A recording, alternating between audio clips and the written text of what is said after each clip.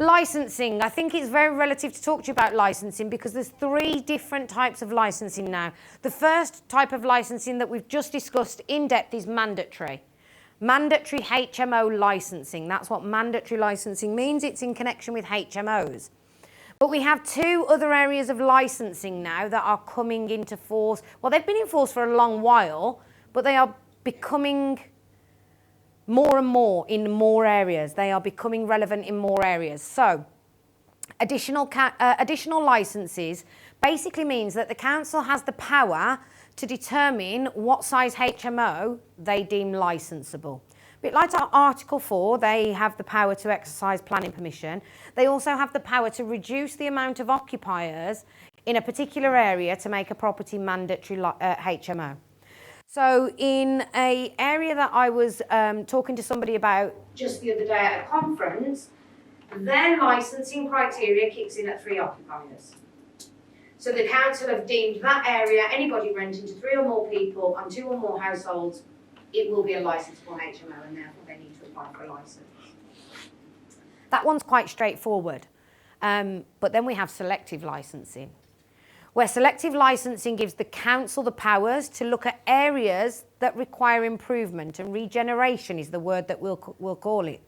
And it gives them the powers to choose selected areas within an area and make every single property in the given area. So it could be a 1-bed, it could be a 2-bed, it could be a 3-bed, it could be a 4-bed. It's not a HMO, it's just a private rented property in a given area that they have chosen. You will have to have a licence.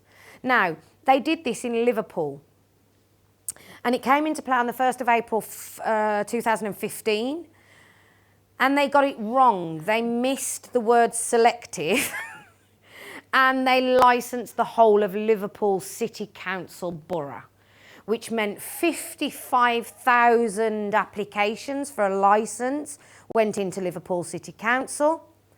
And the licence expires on the 31st of March. The scheme is up and we still haven't got licences because they didn't have the manpower to deal with it. They got it all wrong. It wasn't selective. Selective means just that. You select some areas. So the day after the licensing came into play, there was a law, there was something that was passed that said they can only choose up to 40% of an area that needs regeneration. You can't blanket the whole area. We, in All Saints, this was many years ago, we had the area of All Saints was selectively licensed. They did a great job in that area. I have to say, they did what they were intending to do. It improved the area, the standards of property were brought up, it got rid of the rogue landlords, they're now building new properties there, there's new builds. That's what this is designed for, it's to improve the conditions of properties, okay? It's not to make money for councils, but in reality, it is. Now, it is becoming very, very common in more and more areas, so keep an eye out for it. Please try and sign up to something that will keep you alert of any selective licensing. The area that I live in, Willenhall, it's about 5 miles from here. It comes under Walsall Council. They are looking to selectively license my area. You need to just be aware of this because it is coming into play and it will have an effect on you guys and renting out your properties.